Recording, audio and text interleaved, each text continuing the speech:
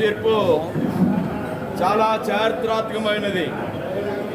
రాష్ట్ర ప్రజల భవిష్యత్తు కోసం రాష్ట్ర ప్రజలు ఈనాడు 5 ఏళ్ల వైసీపీ ప్రభుత్వ పరిపాలనలో ఏ విధమైన రాక్షస పాలన అనుభవించారో, ఏ విధమైన నియంత పాలన చవిచూశారో, రాష్ట్రం ఏ విధంగా నష్టపోయిందో వాటి అన్నింటినీ కూడా దృష్టిలో పెట్టుకుని ఎన్డీఏ కూటమికి ఈ రోజున అవకాశం కల్పించి ఇంత భారీ మెజార్టీలతోటి ఎన్డీఏ అభ్యర్థుల్ని గెలిపించడం ద్వారా వైసీపీ ప్రభుత్వం యొక్క పరిపాలన ఎంత అధ్వానంగా ఉందో, ఈ రాష్ట్రాన్ని ఏ విధంగా అధోగతి పాలు చేస్తుందో ఈ తీర్పు దాన్ని వెల్లడి చేస్తూ ఉంది.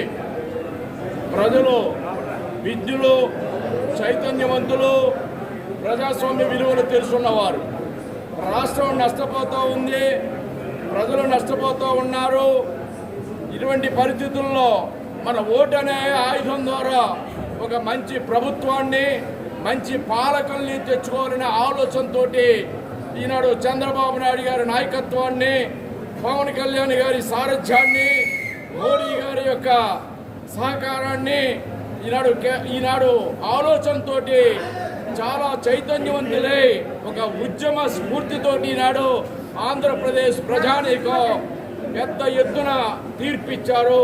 అందుకే పెద్ద పెద్ద భారీ మెజార్టీలతో చాలా పెద్ద సంఖ్యతో ఈనాడు ఎన్డీఏ కూటమి అధికారంలోకి ప్రజలు తీసుకొస్తూ ఉన్నారు.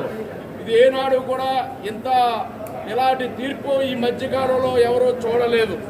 ఒక చారిత్రాత్మకమైన రికార్డు మెజార్టీలతో ఈనాడు ప్రజలు తీర్పిచ్చారు.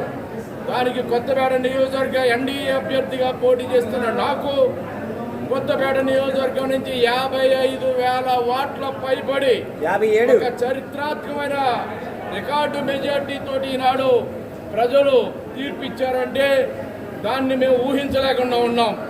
అంటే ప్రజల్లో ఈ ప్రభుత్వం పట్ల ఏ విధమైన ఆగ్రహవేశాలు ఉన్నాయి, ప్రజలు ఏం కోరుకుంటా ఉన్నారు, తమకు ఎవరు న్యాయం చేస్తారు అనే ఆలోచనతో ఈనాడు తీర్పు ఇవ్వడం జరిగింది.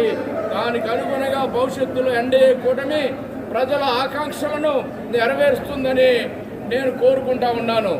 అదేవిధంగా కొత్తపేట నియోజకవర్గ శాసనసభ్యుడిగా నాకు విజయాన్ని అందించిన కొత్తపేట నియోజకవర్గ ప్రజానీకానికి, అదేవిధంగా ఎన్డీఏ కూటమి తెలుగుదేశం, జనసేన, బీజేపీ మా కుటుంబ సభ్యులకు ప్రతి ఒక్కరికి కూడా నా హృదయపూర్వకమైన కృతజ్ఞతలు తెలియజేసుకుంటూ కొత్తపేట నియోజకవర్గ ప్రజల యొక్క ఆకాంక్షలు నెరవేరడానికి, కొత్తపేట నియోజకవర్గాన్ని అన్ని రంగాల్లో అభివృద్ధి చేయడానికి నా నా శక్తి ఉన్నంత మేర వారి రుణం తీర్చుకోవడానికి నేను పాటుపడతాను, కృషి చేస్తానని కూడా ఈ సందర్భంగా ప్రజానీకానికి తెలియజేసుకుంటూ ఉన్నాను. అందరికీ కూడా కృతజ్ఞతలు చెప్పుకుంటూ ఉన్నాను.